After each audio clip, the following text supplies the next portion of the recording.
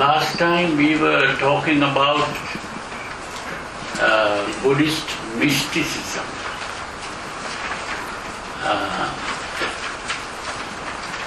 We didn't complete that talk about Buddhist mysticism because we spoke about the 4 jhanas, but we didn't speak about the Arupa Samadhi. So this is why, although we have to talk about the Paticca Samuppada, we have to finish this part before we can understand the Paticca Samuppada. Because we are talking about how the Buddha became a Buddha. Now, most people know that the Buddha is supposed to have become a Buddha. That means he was not born as the Buddha. He was born as Prince Siddhartha. And not only just Prince Siddhartha, he was a Bodhisattva. Bodhisattva means that he has been struggling in samsara for millions and millions of lives, trying to qualify to become a Buddha. A person cannot become a Buddha suddenly. You have to qualify. Now there are some people who say that a woman cannot become a Buddha. That is not true. Even a woman can become a Buddha, but you have to qualify. And when you begin to qualify, the woman changes into a man on the way. This is the reason. Even if you start as a woman,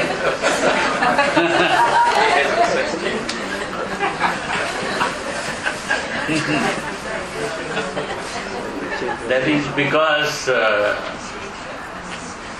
to be born as a woman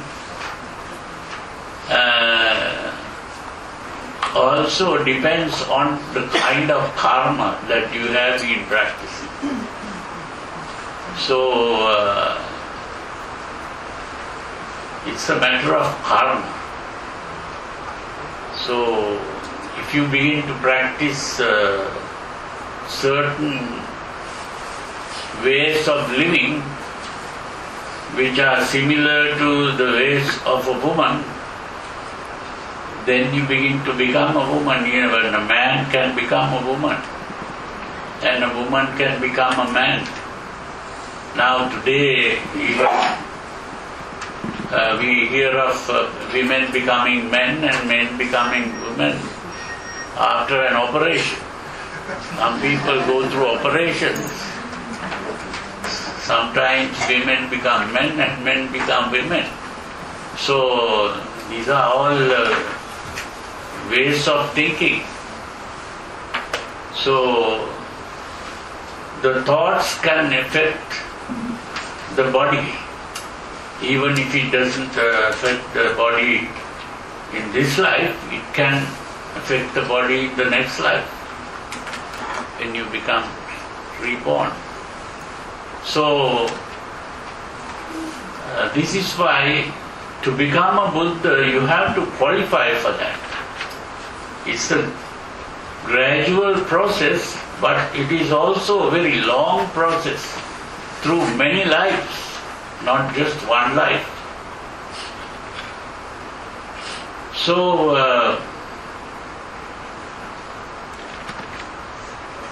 I told you that this is an evolutionary process. It's not merely a physical evolution like biological evolution.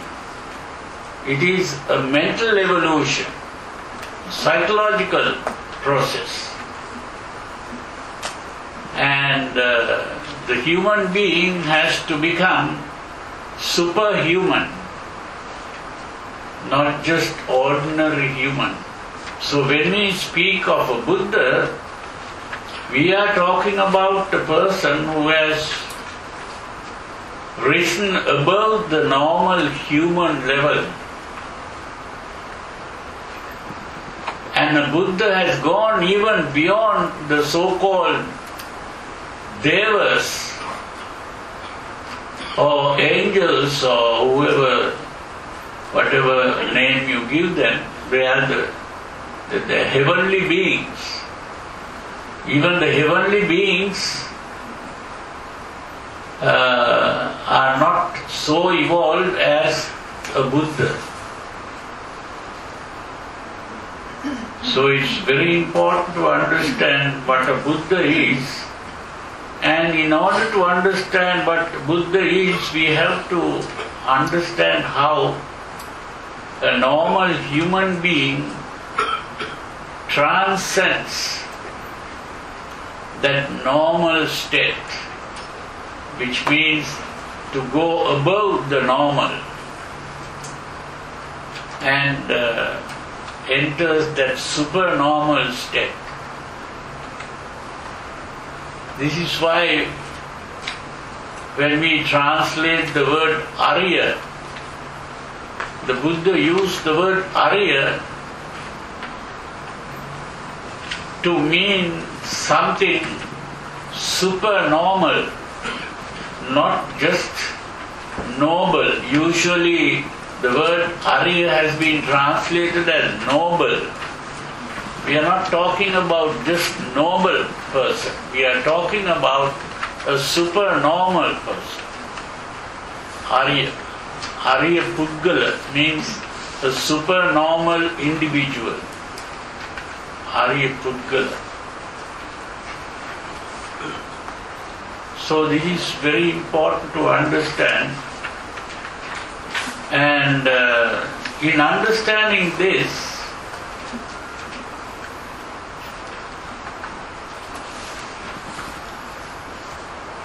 we have to understand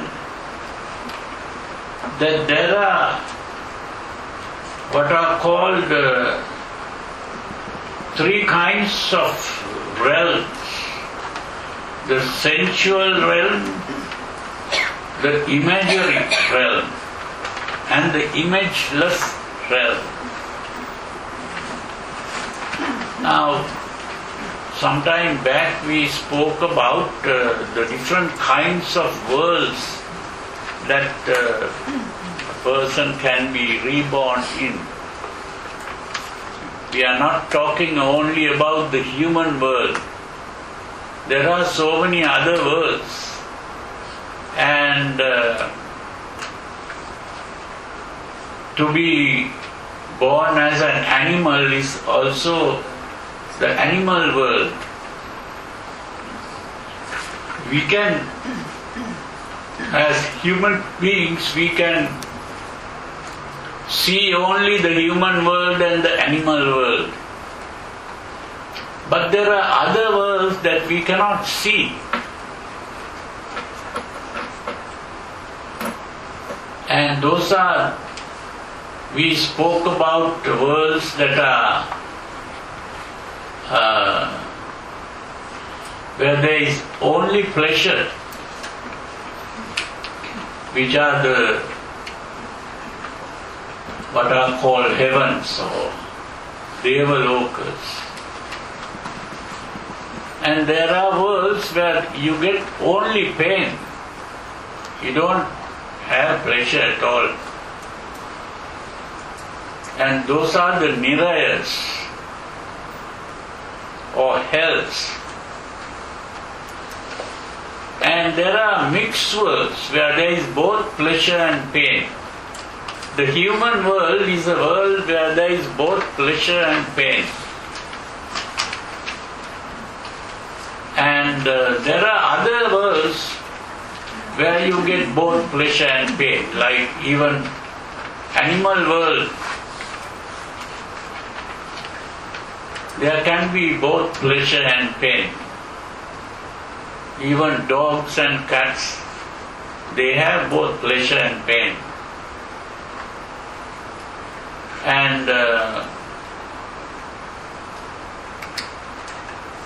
so these worlds where you get both pleasure and pain, or only pleasure and only pain, these are called the sensual realm. That kind of world is in the sensual realm. Sensual means you experience sensations. Sensations are of three kinds: pleasant sensation, unpleasant sensation, or painful sensation, and the neutral sensation, which is neither pleasant nor unpleasant.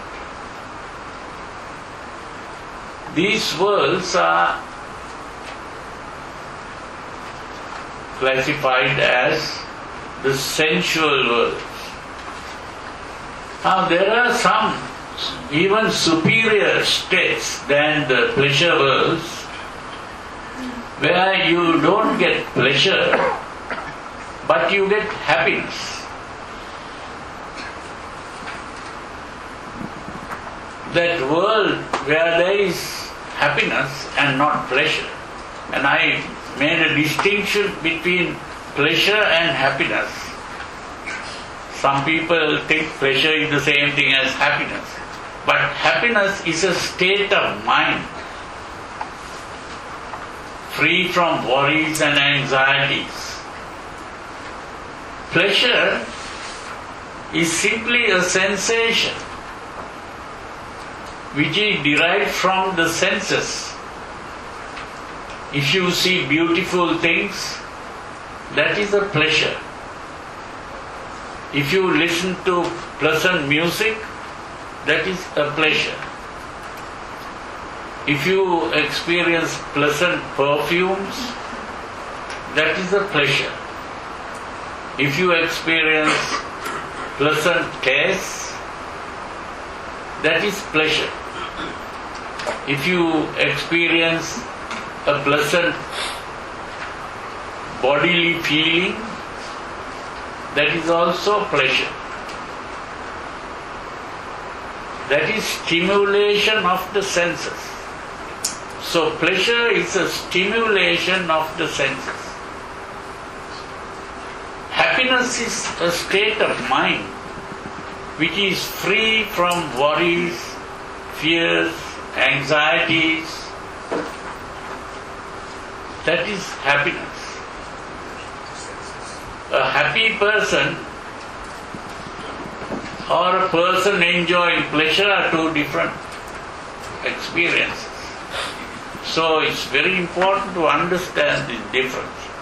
Now, in this higher world where there is no pleasure, there is only happiness.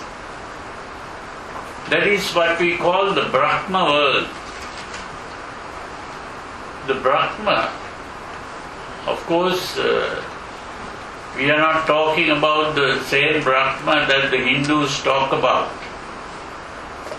For the Buddhist, Brahma is another world where there is only happiness and no pleasure. It is only when we have given up our desire for pleasure that you are born in that world. When you are able to understand that pleasure doesn't bring you happiness, pleasure only increases your unhappiness. If you go after pleasures, you will be disappointed, unhappy, frustrated. Now that can be understood only when people begin to grow old. When you are young, you think pleasure is the greatest happiness. But as you begin to grow old, you begin to realize that there is something different from pleasure, happiness. That is because you have experienced life by that time. At least you have passed the age of 30. It is only when you have passed the age of 30 that you begin to understand the difference between pleasure and happiness. Otherwise, you try to tell a small child the difference between pleasure and happiness, the child will not understand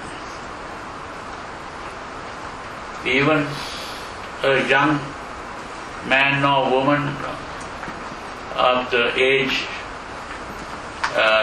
between maybe 16 and 20 will not understand it very much. So it's very important to begin to understand this. But as you pass 20, you begin to understand it little by little. So it's a very important thing to understand that happiness is something very much better than pleasure.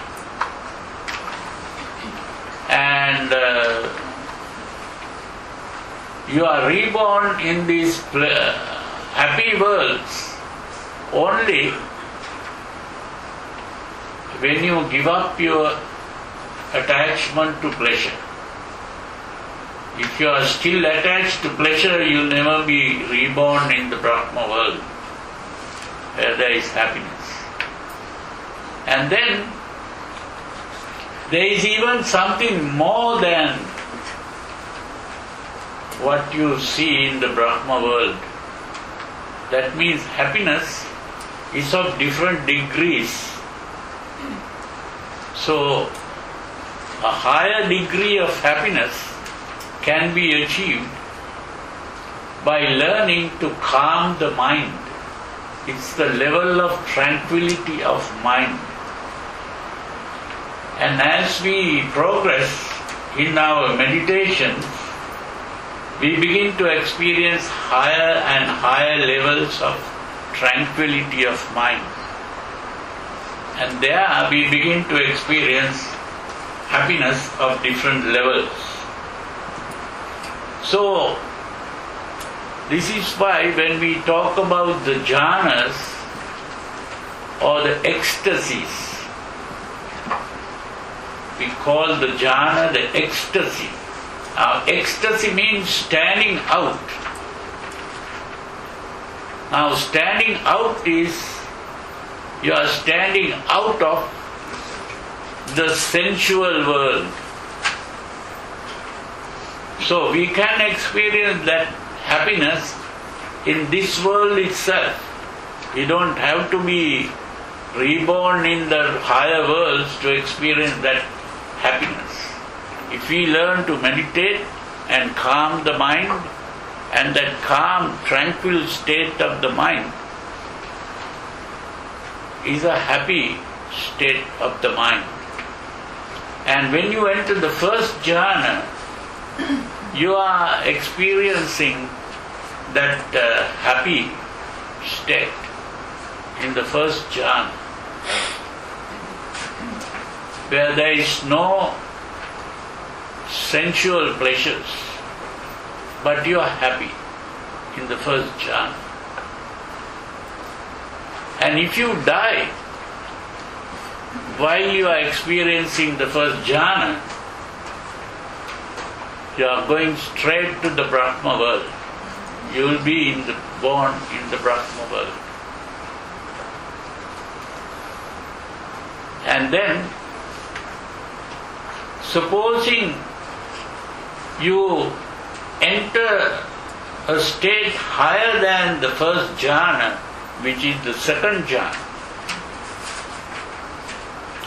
then you are at a higher level of happiness, which is a more tranquil state of the mind. The tranquility increases. Your mind calms down more. And that is the second level. And if you die at that level, then you will be reborn in a higher world than the Brahma world. So the Brahma world is not the highest world. There are other worlds that are higher than the Brahma world. This is what is called the world of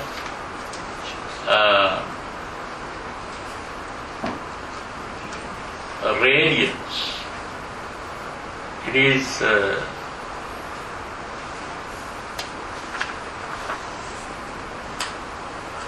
abhasar. It's called abhasar.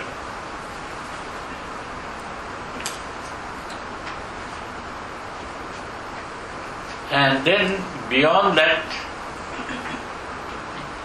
also there are higher worlds. So, as you enter the second jhana, you are entering the higher level, which is more tranquil level. And the third jhana is even more tranquil than that. And the fourth jhana is a very high level of tranquility. The fourth jhana is a very high level of tranquility. Now, in order to understand it further, we'll have to understand what we have been talking about earlier, and that is, we spoke about the mind. When we spoke about the mind, we spoke about three words: Vijnana, Mano and Chitta. Now, Vijnana was perception. With our senses we perceive, we see, hear, smell, taste, touch. This is perception. Seeing is eye perception, hearing is ear perception, smelling is nose perception, tasting is tongue perception, and touch is body perception. So, next to the perception, these are really the organisms meeting the environment. The environment stimulates the organism through the senses, and the result of this stimulation is the reaction of the organism to the stimulus. This reaction of the organism to the stimulus is seeing, hearing, smelling, tasting, touching. That is perception. So perception is where the organism reacts to the stimulus. And once the reaction is finished, a message goes from the senses to the brain through the optic nerve, auditory nerve, the olfactory nerve, and so on. Every sense organ is connected to the brain through a wire, and that wire is the nerve. The wire that goes from the eye to the brain is the optic nerve. The wire doesn't mean some metal thing. This wire is a nerve, but it is not made of metal.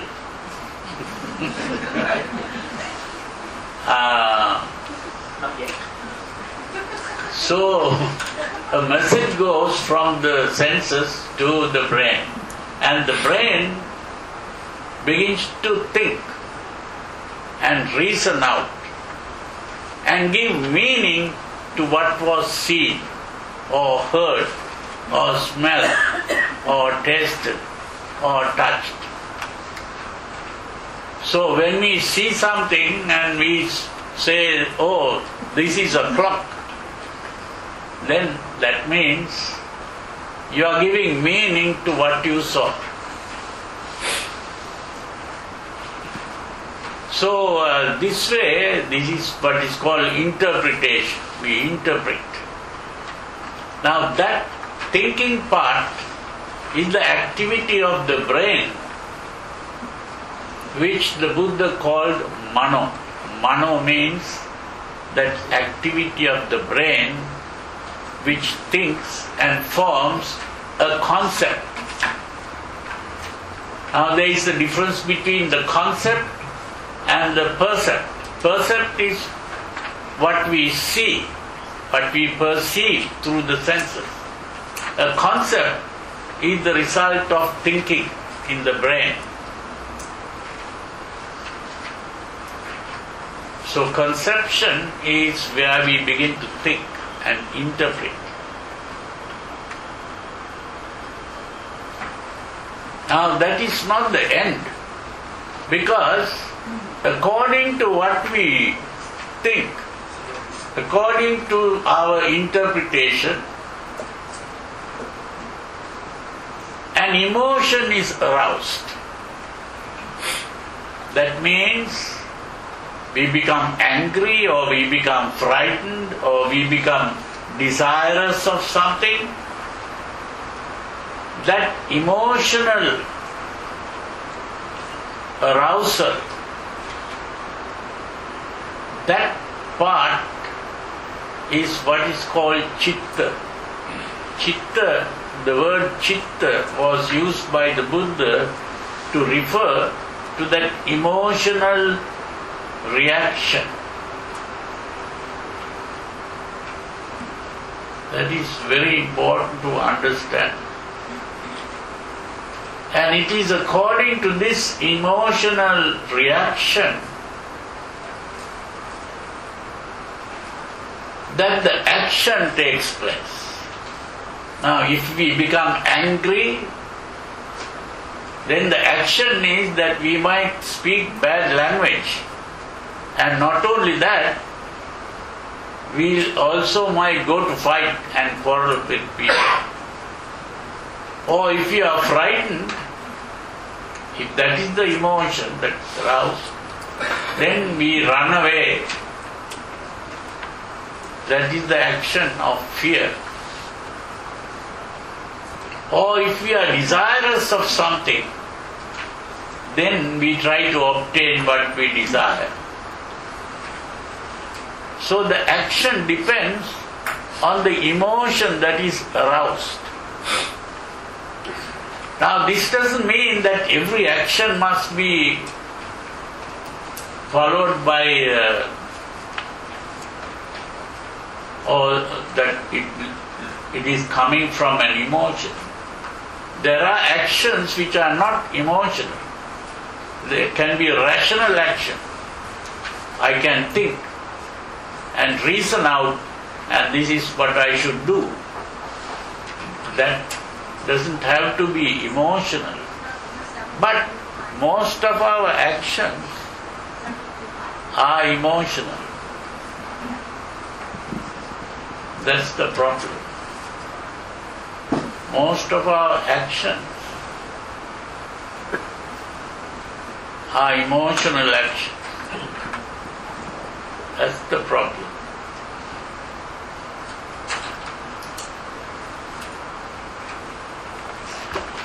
So this is very important to understand that the emotion is followed by an action.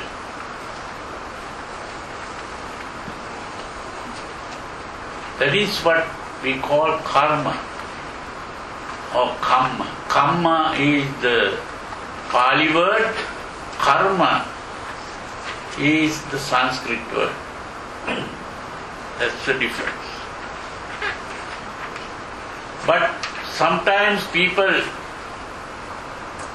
confuse between kamma and kama. Kama is not kamma. Kama means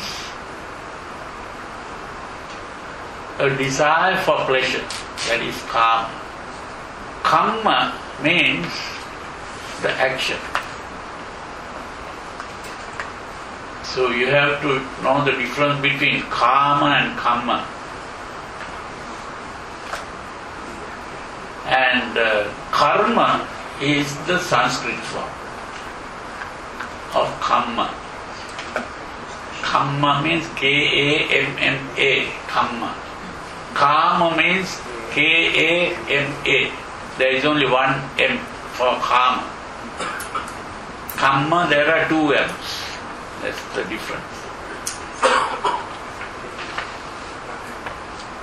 So,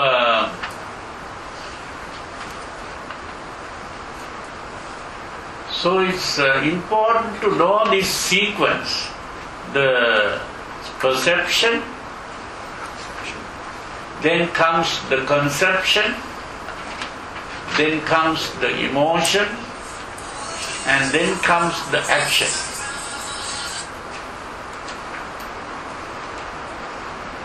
Now, these are really levels of disturbance. The highest disturbance is the action part. A lesser disturbance is the emotional arousal. And a still lesser disturbance is the thinking part. And perception part is the least disturbance. But still it is also a disturbance. So what we are trying to do is to gradually lessen the disturbance. What we call experience is the disturbance. So we are trying to lessen the disturbance. And so we first lessen the action part. And that lessening the action part is what is called Sila. S-I-L-A, Sila. Sila is lessening the action part.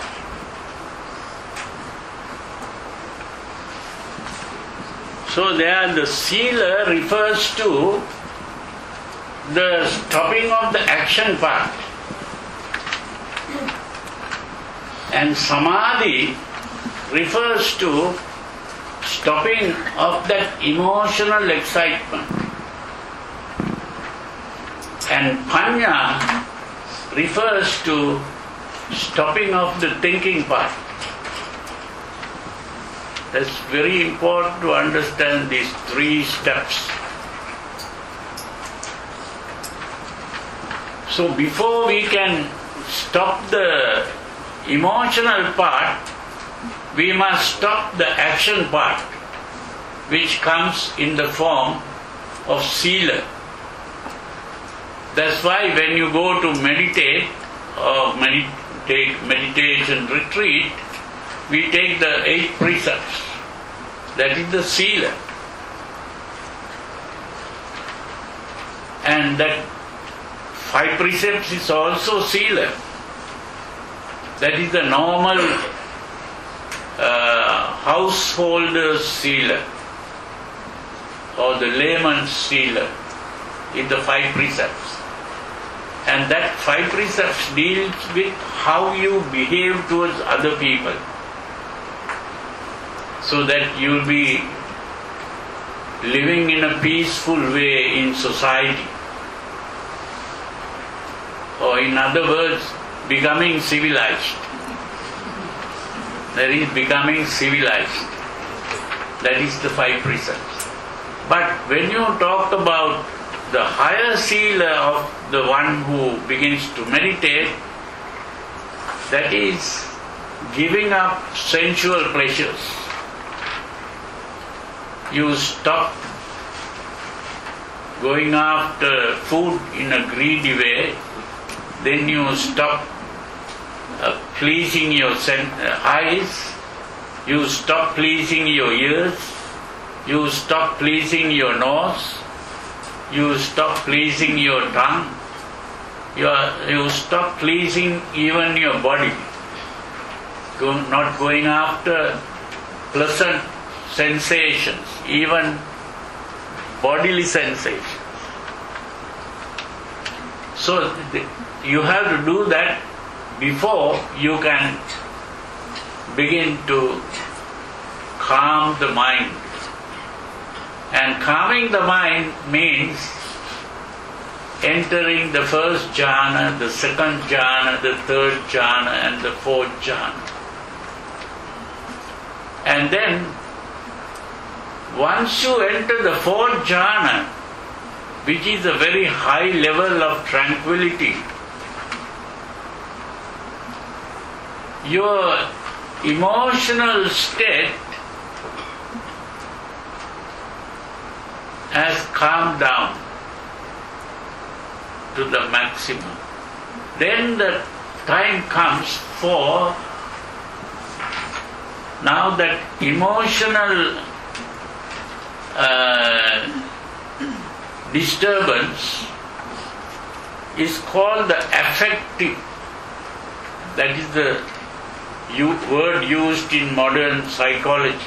Affective. Affective refers to that emotional disturbance. And when we talk about the thinking part, which is the formation of the concept,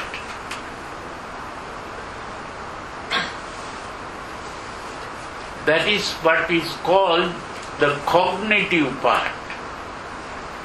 The cognitive part is the thinking part. So the mano is the cognitive part.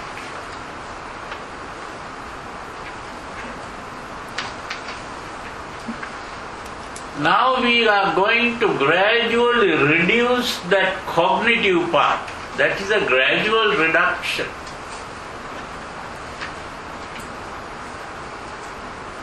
When your emotional part was reduced, what you first stopped was the emotions disturbances, which are called the hindrances or obstacles.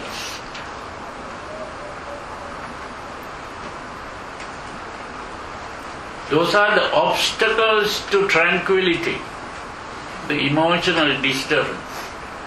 And when the emotional disturbance stops, you are still having a part of the cognitive process which is formation of concepts. And the formation of concept comes in the form of a question and an answer. Now when I see this object here, I ask the question, what is this? Oh, this is a cup of water. I won't call this a glass because it's not made of glass, it's made of plastic. So therefore I won't call it a glass of water, I'll have to call it a cup of water. So if I see this and I ask the question, what is this? This is a piece of paper. Or I ask this, what is this? This is a microphone. Now I have a question and an answer. That question is what is called vichara, and the answer is what is called vitakka. Now this question and answer is found in the first jhana, but these are not emotional thoughts. Now if I look at a person and draws the conclusion, who is this? This is my enemy. Now if you think like that, then an emotion is aroused. Or maybe this is my girlfriend or something like that, then again an emotion is aroused. Or even if you say this is my friend, still there is a certain amount of emotion in that. And if you say this is my mother or this is my father or this is my brother or sister, still there is a certain amount of emotion there. But if you say this is a cup of water, you don't have much of an emotion there. Other than, of course, if you say this is a cup of orange juice or something, then there may be an emotion in that. So you see, like that, there are emotional concepts and there are concepts which are not emotional. So in the first jhana, you get only calming concepts, not emotional concepts. So it is important to understand that in the first jhana there are no emotional concepts, but there are only calming concepts.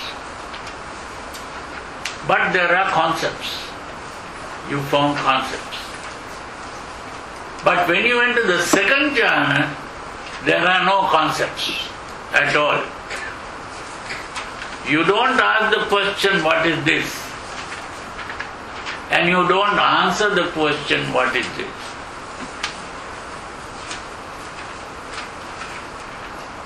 There is no questioning and answer. You might see the object, but you don't question.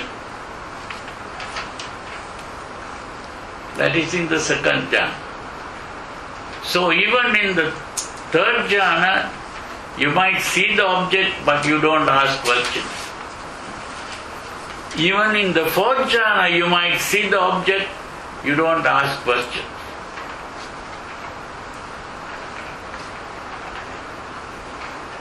Actually, when you get into this state where you don't ask questions, you don't see objects also. Why is that? That's very important to understand. Now, one day once earlier, I did that. I will just draw it here.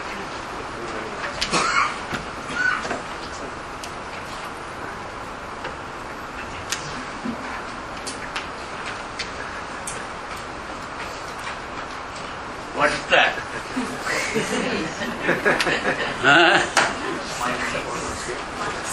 You will see it as a face, but I only drew some lines. You see, this is because you are asking the question, what is this? And you are answering the question.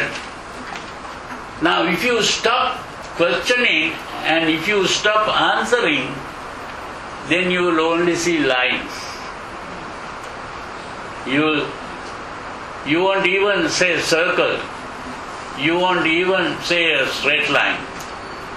Because that again you have to ask the question and answer it. So when you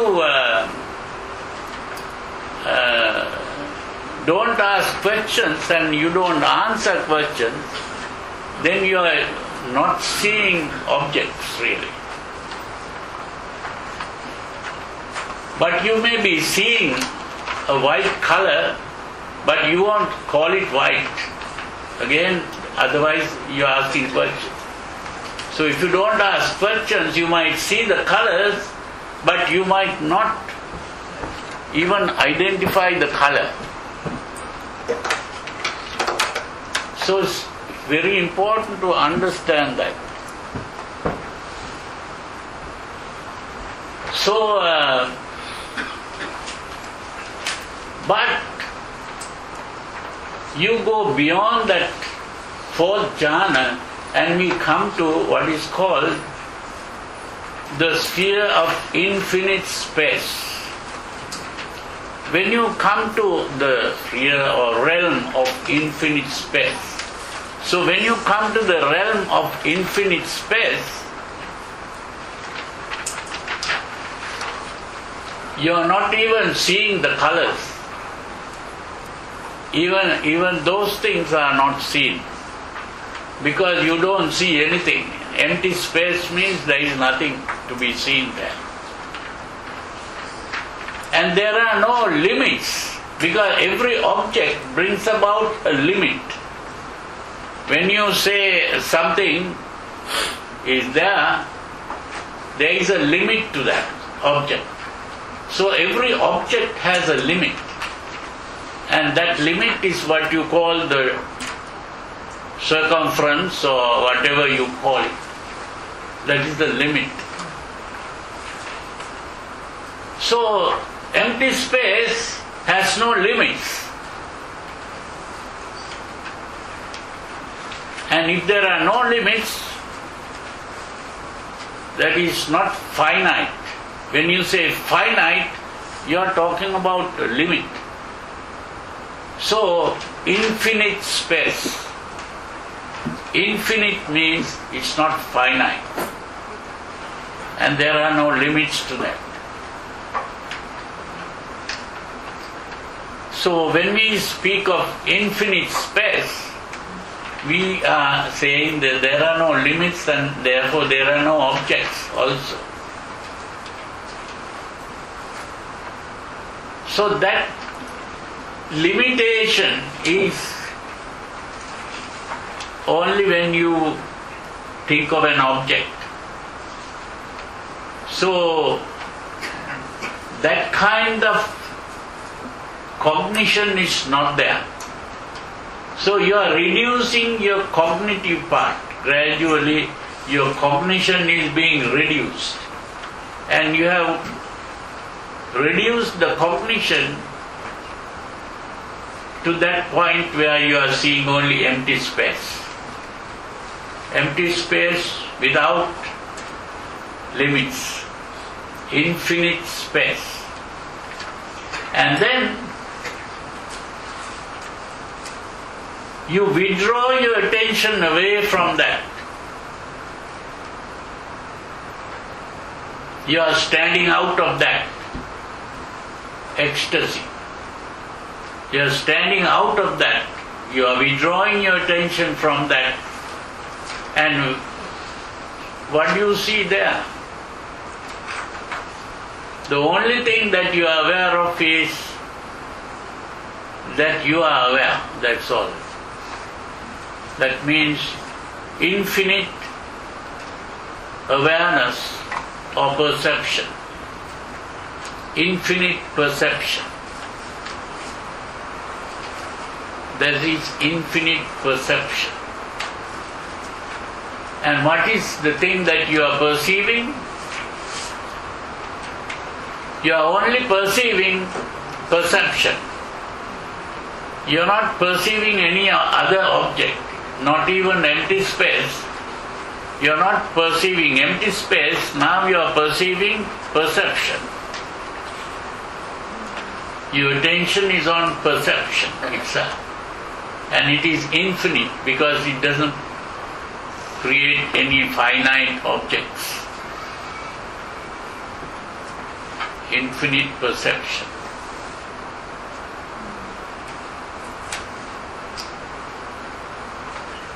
Then you go beyond that.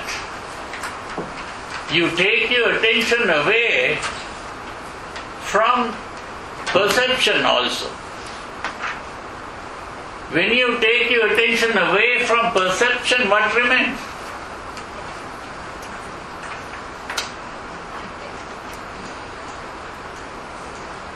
What remains is nothing. But now you are focusing your attention on nothing. Nothing becomes the object.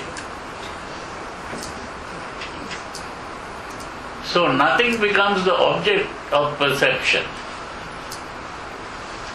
You are taking your attention away from that. And when you take your attention away from everything else, what you are left with is nothing.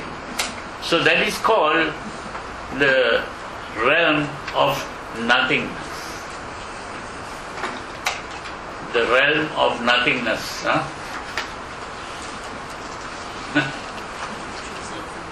Now you begin to take your attention away from nothing also. Because nothing has become an object. And so you take your attention away from the nothingness. And when you take your attention from nothing, then what remains?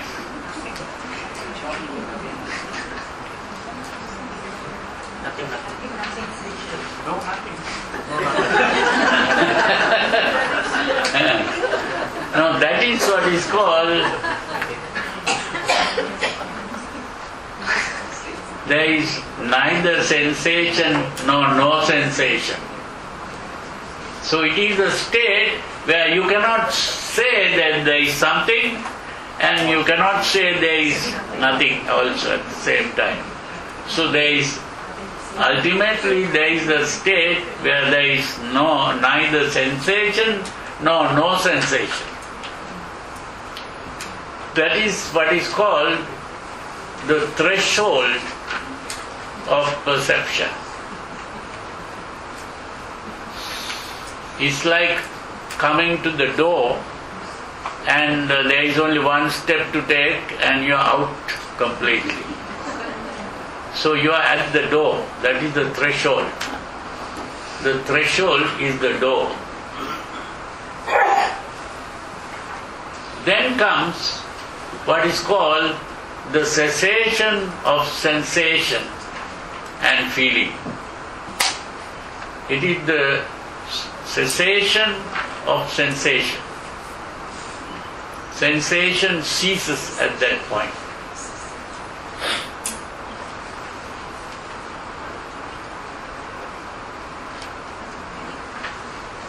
Then what happens? What are you left with?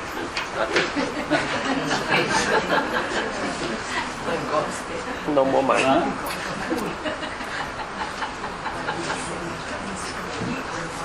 There is nothing there. So that is unconsciousness. No mind. You are fully unconscious. Now, here we have to understand that what we call consciousness was an activity, and that activity stopped. It is like a flame. The flame is an activity, and the activity stops, that's all. Then the flame disappears.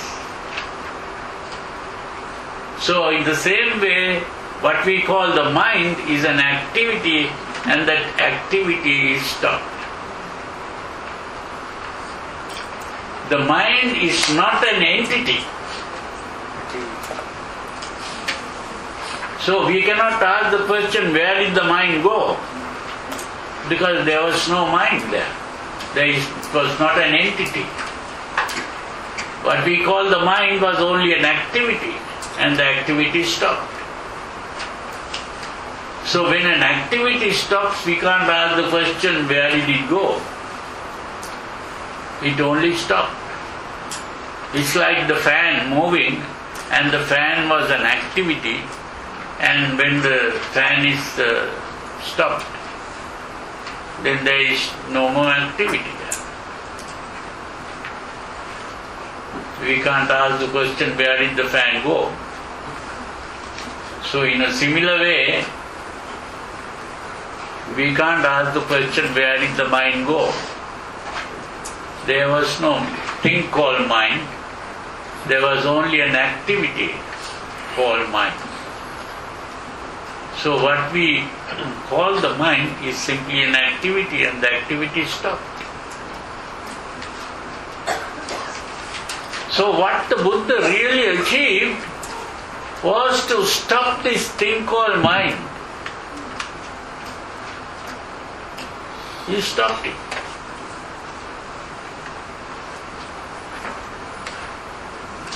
And when he stopped that, he was not aware of anything. How can you be aware when the mind has stopped? But it doesn't remain like that forever. It comes back. The important thing is that remaining like that is not easy. So it has to be done through a training. It is a practice. You have to practice calming down and So once you have stopped that activity, then it comes back again. And when the activity started, then it doesn't start all at once. It's a gradual starting.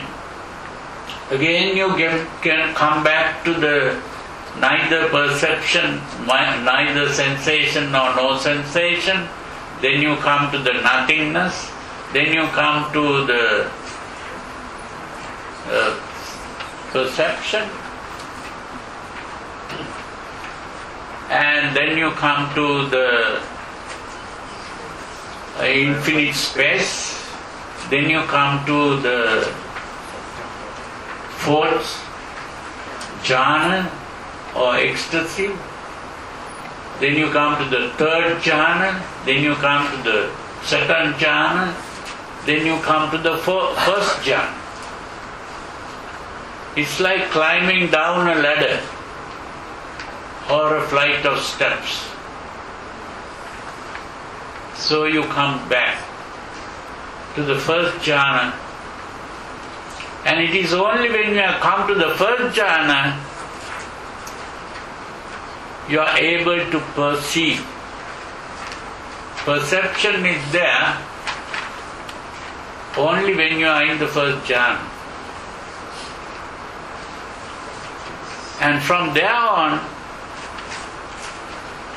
you have now, by going through that process, you have become aware of something. What have you become aware? One is that the mind is only an activity that can be stopped. One thing. And the other is, the first thing that you get is the sensation, not even a concept. You get only the sensation. And it is out of the sensations that you create an object like what you see on the board. The lines are simply sensations. And those sensations you put together to form an object.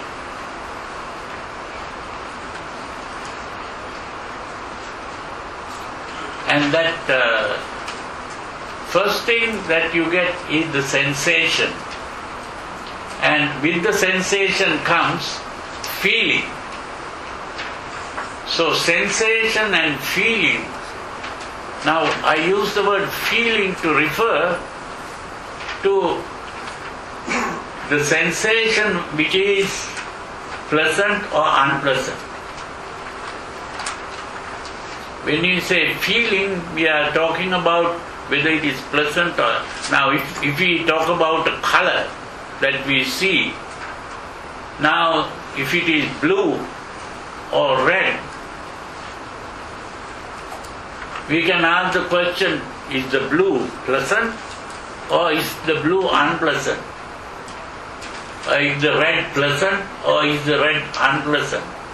Now that whether it is red or blue is the sensation,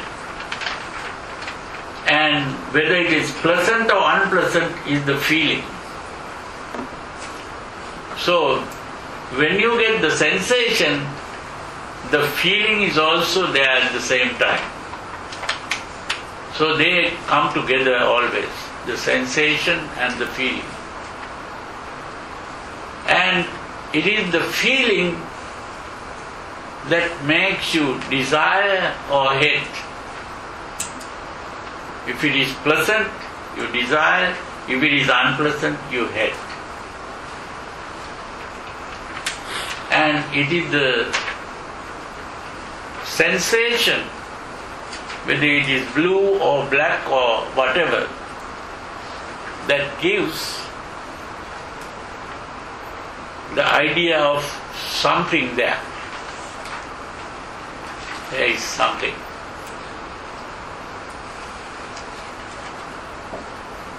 So the sensation and the feeling. Then only when you come to the first jhana, that the formation of concepts come. And then you begin to identify objects. This is a glass of water, or this is a kind of pen, or this is a paper. All that comes only at the fourth jhana, the first jhana. But there is another thing which we call emotion. What is it that we call emotion? Now we know that there is a thing called emotion. But if we ask the question, what is emotion? How do you describe it?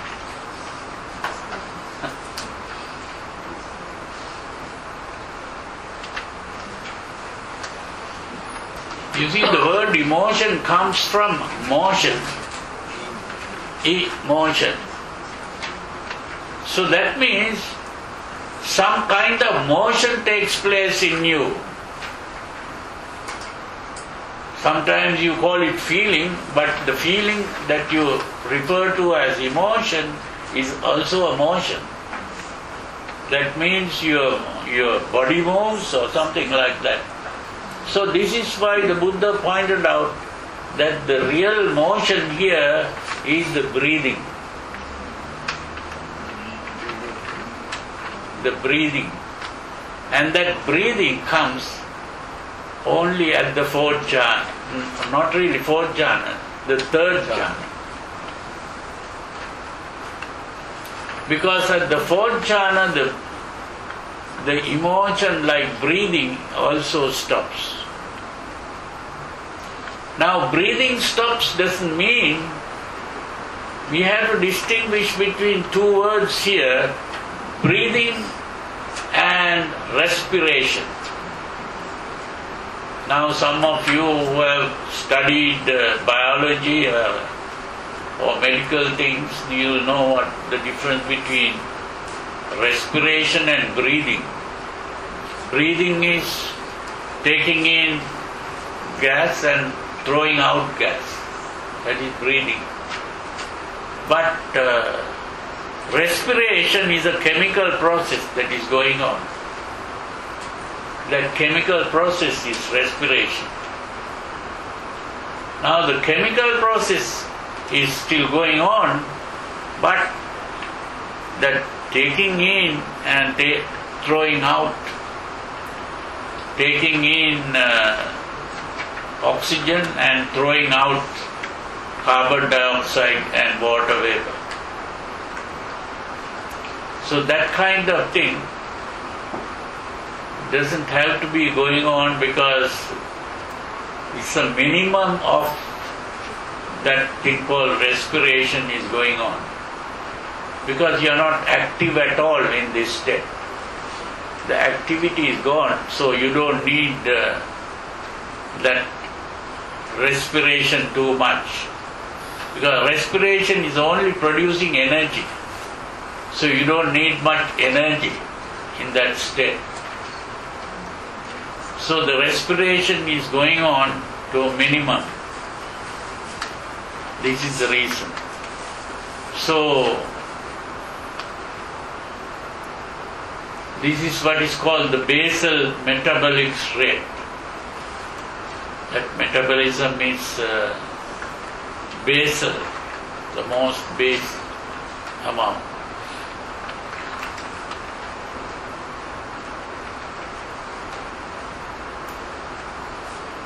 Now the important thing is that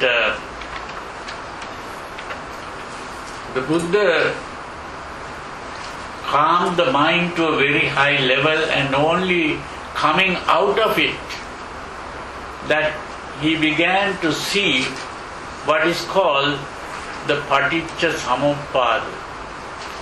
Paticca Samuppada simply means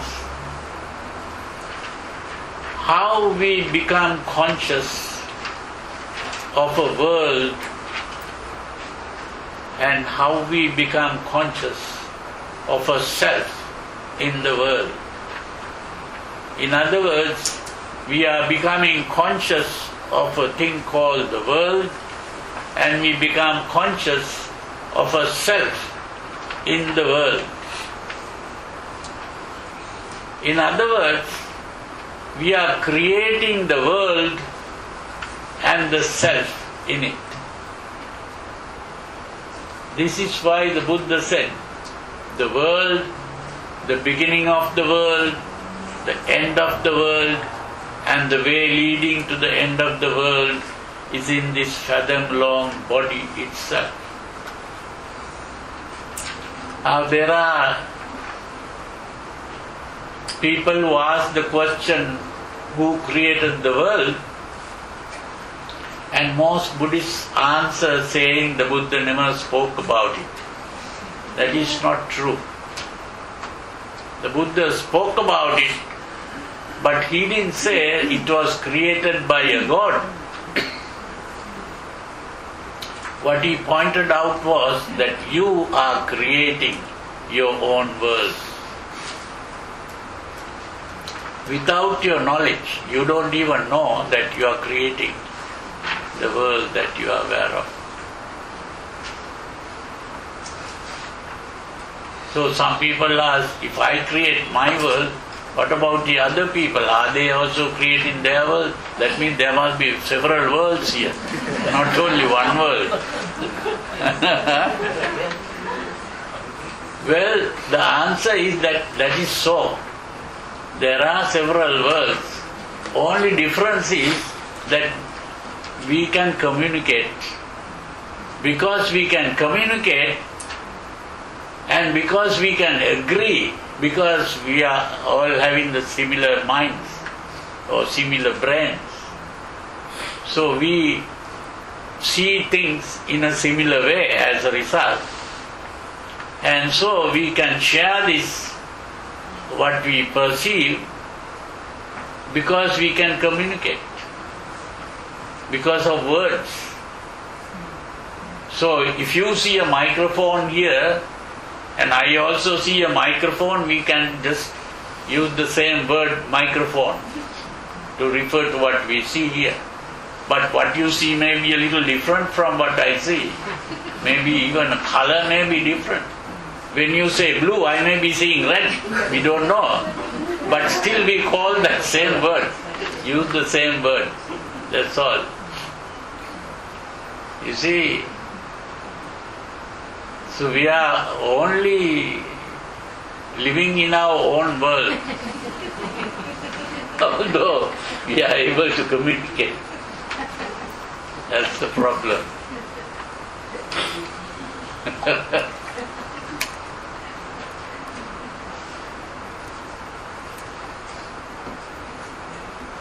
You see, I had to go and speak to a society of existential philosophers or existentialists when I was in New York. So, when I finished my talk, they asked the question, what is this thing called solipsism? This is another interesting word, solipsism. Now, solipsism means you are alone in a world that you have created yourself. Now, what you say seems to be solipsism. So, I had to explain that solipsism is what we are experiencing, but still we think we are all living in the same world, although we are living in different worlds.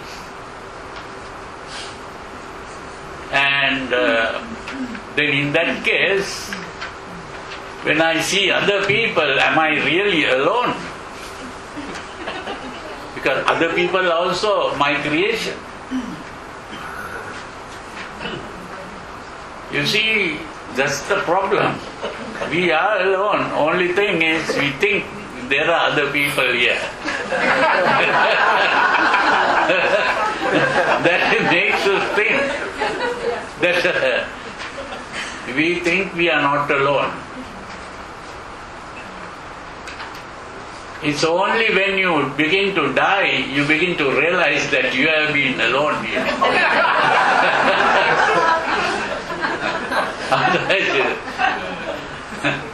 Some people, when they die, they don't like to leave behind the other people.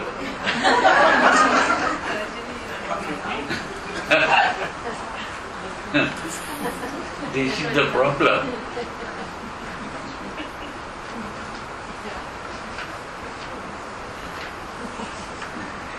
It is only when we begin to practice our meditation of metta, may all beings be well and happy. So we are thinking that all beings are still there, although they are all in their own world. So the point is that all beings are suffering, being unhappy. We can only wish so that our selfishness disappears. It is only our selfishness that makes us think that we are alone. There is no I at all to be alone. If there is no I, how can I be alone? There is no I to be alone. And there is no I to even die or live. The whole problem is not that we are alone, we are not even existing. Even it's not that I am here and I am creating the world. I am creating even myself, not only the world. And it is only after creating myself that I begin to feel alone.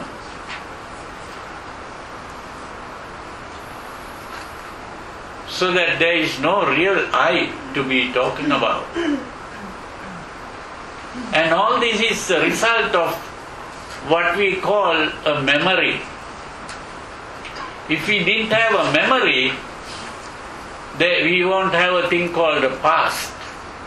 When we think of a past, it is all because we have a thing called a memory. And if we didn't have this thing called imagination, there will be no such thing as a future. So the future is just an imagination. So if we didn't have a memory or the imagination, we won't be thinking of a past or a future. And if we didn't have this thing called perception, we won't be even thinking of a present. You see, all these things, past, present and future, are simply creations of this process of perception and thinking. And if we didn't have this thing called perception and thinking, then there will be nothing.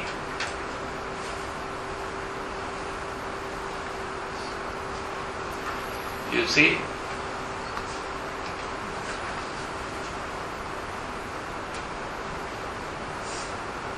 So we don't have to worry about that thing called solipsism.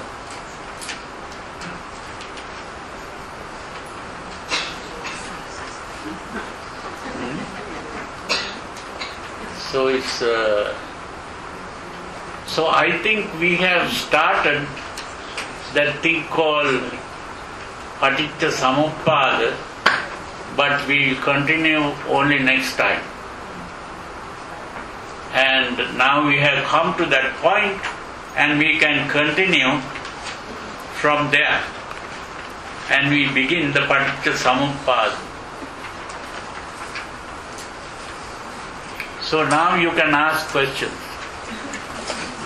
Time for questions.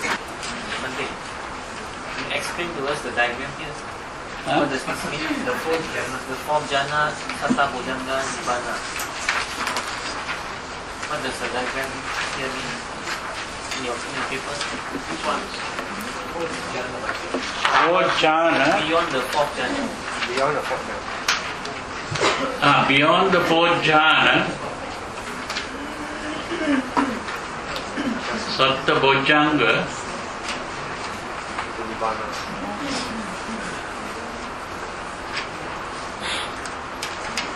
these are really two ways of how you become awakened. The two ways of awakening, to understand properly, we have to get into the Paticca-samuppada, but I can only point out that there are two ways. One is that once you enter the fourth jhana, there is a possibility of entering Nibbana by going through the Satta Bojjhanga. But there is another way where you have to go through the Arupa Samadhis and then stop the mind in the way that we just described, and then as you awake from that, you begin to understand the Paticca-samuppada, and thereby through that you become awakened. Now, two good examples are Sariputta and Moggallana. Moggallana went through the hard way, difficult way, whereas Sariputta, he didn't go through that difficult way. He became awakened by going through the Bojjhangas and entered Nibbana. So it's only when you have understood the Paticca-samuppada properly that you can understand the full significance of what that means.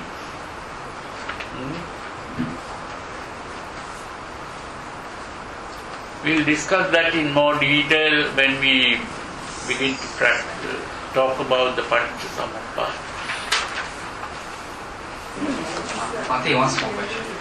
You mentioned that after the fourth jhana, there are two ways to achieve Nibbana, one to Satta Bojjhanga and emerging from Arupa Jhana.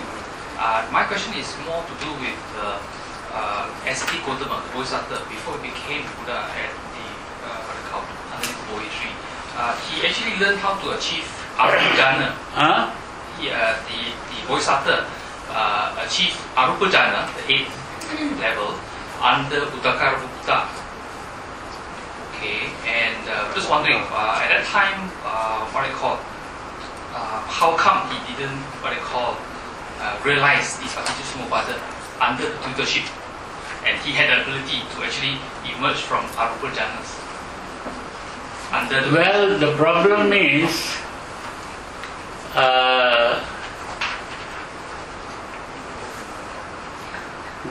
just being able to enter the Arupa Samadhis doesn't mean that you become awakened.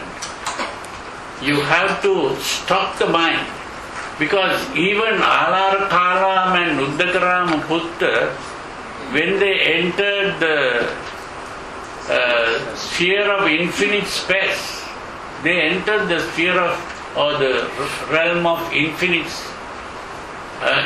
space, the realm of infinite perception. They entered the realm of nothingness. Alara Kalama had reached the realm of nothingness, but still he saw this nothingness as his very subtle self. That's how we saw it. The idea of self was there. And when Uddhakarama spoke about the sphere of neither sensation nor no sensation, still he was thinking of a self. It is because he was thinking of a self that he couldn't stop the cessation of sensation and perception. Because he was frightened that he might die. That fear of death is what prevented him from that. Because he thought he was still existing. So this is why the Bodhisattva was able to go beyond that. Because he was not clinging to the idea of self. And this is why he had to make so many sacrifices in order to practice the paramitas. The paramitas are the qualifications. And during these qualifications he had sacrificed his life many times. And that sacrifice of life is very important here, because to overcome that fear of dying.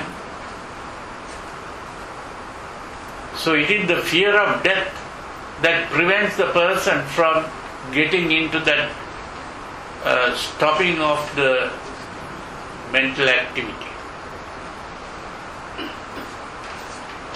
That's the important thing to understand. Yeah. Okay.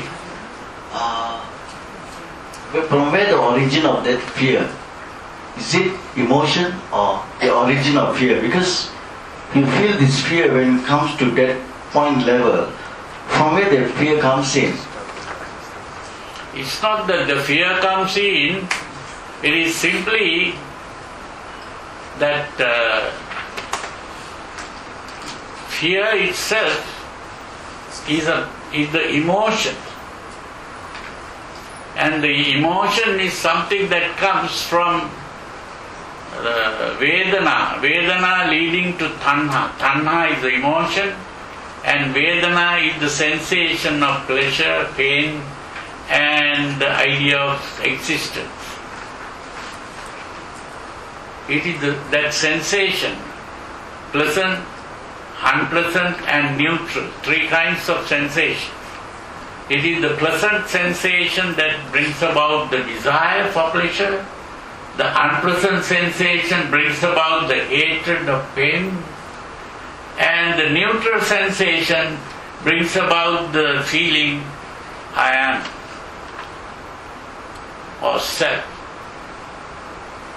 And it is that fear that you lose yourself. This is the basic thing, the idea of self. But there, at the beginning, it's not just as a self, but simply as existence. Bhava. Bhava means existence. So there is existence, and later the existence becomes my existence. This is due to upadana or personalizing. When the existence is being personalized, then it becomes my existence.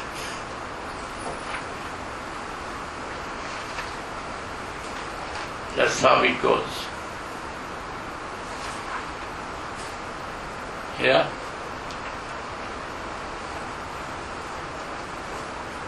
Mate, remember there was once an ascetic. Huh? There's once an ascetic. Ascetic.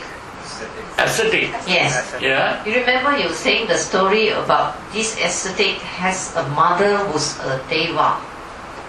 Yeah. And then he said the mother saw him as dying, and then he met the Buddha. Yeah. The Buddha told him to see as seeing. Yeah.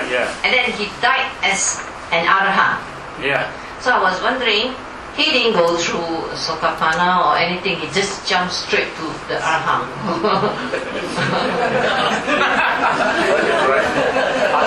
Well, that is a good question. But the problem is that this person was a person who thought he was an Arahant. Even before he met the Buddha, he thought he was an Arahant. And this is why the mother, when the mother was born as a Deva, and she was able to read his mind and understood that he was mistaken. He was not an Arahant, although he thought he was an Arahant. And so his mind has improved because he had been meditating for a long period. He was not just a stupid man thinking he is an Arahant.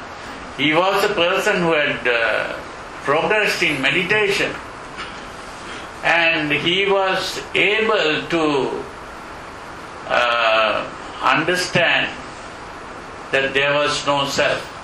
This is why when the Buddha said, in the seeing,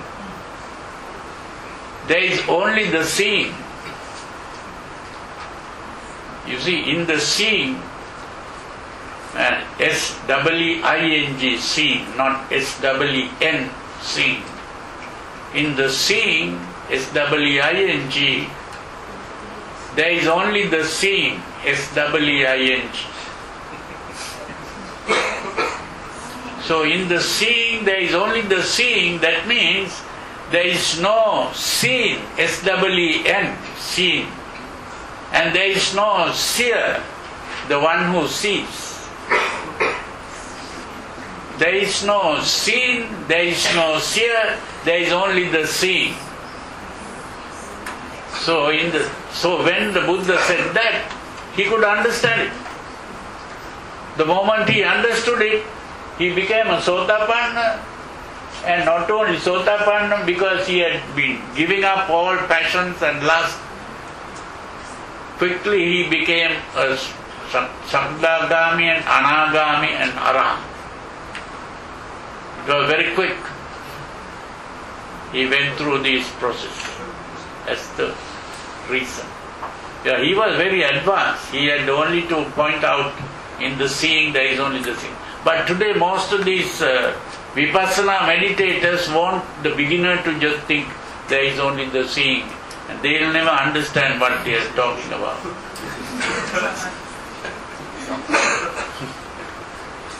Yeah? Bante, last question. Yeah? Last question. Yeah. Now we are getting close to 10 o'clock. So this is the last question. Huh? Okay, the Buddha achieved stopping existence. Yeah. That's his achievement.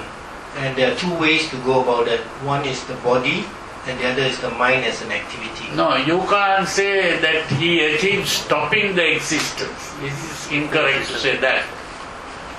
He gave up the delusion of existence. Stopping the struggle of existence. No, stopping the mind. The Okay. mental activity he stopped. Yes. There were two different ways to approach it. One was by body, and the other was mind as an activity. No. The two ways was, if you enter the fourth jhana, your mind becomes introspective.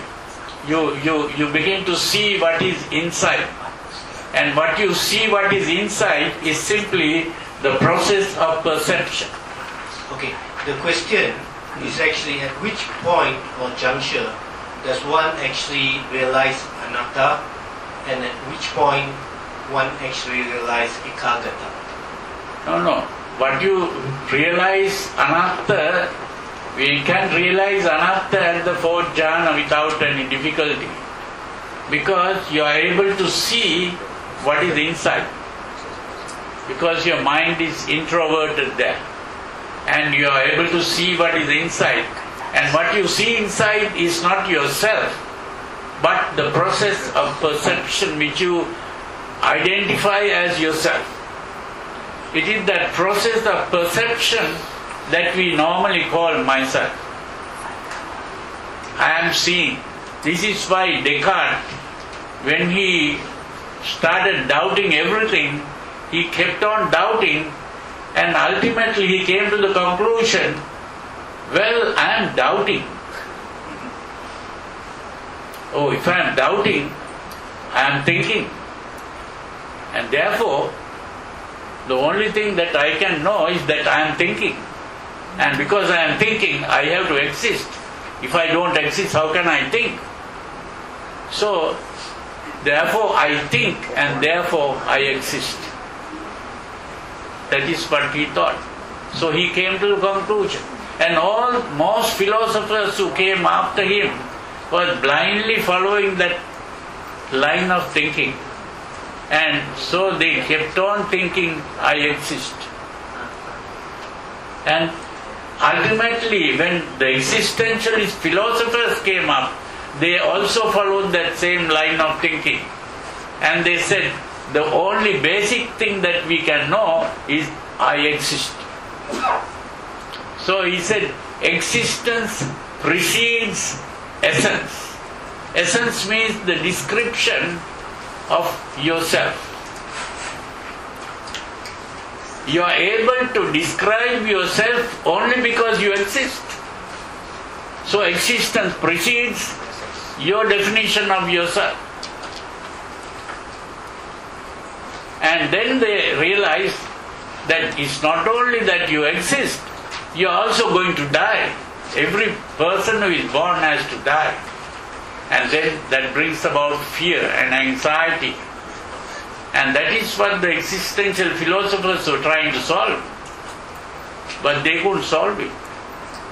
The first existential philosopher was Kierkegaard, who was a Christian, and he criticized Christianity, and ultimately he came to the conclusion, I cannot solve this. Human mind is unable to solve this problem. Then we are going to die. And so, although we cannot prove that there is a God, we have to take the leap of faith and believe in God and get God to solve the problem. That was his solution. Second point was ekagata. At what stage? What's that? Ekagata, where the mind. Ekagata. Ekagata? Yeah. The second point. When does one achieve that stage in the fourth jhana? Oh, ekagata. Yeah. When does that come about? Is it also on the fourth jhana, or is it No. That has nothing to do with this. It is simply the idea of existence. It is only because there is existence, there is death. If there is no existence, there is no death. So, death depends on the idea of existence. If you don't exist, you cannot die. So this is why the Buddha pointed out that the idea of existence itself is wrong. And if we don't exist, how can we die? So, when you enter the fourth jhana, it is possible to understand that you don't exist. But it is not everyone who understands that. So even the Buddha, when he entered the fourth jhana, he couldn't understand. He had to stop that thing called mental activity completely and come out of that. Only when coming out of that, he saw that this thing called mind is not an entity but an activity. And this activity is in stages. And that stage process is what is called paticca samuppada. Only when he saw that he began to realize how the idea of self came into being.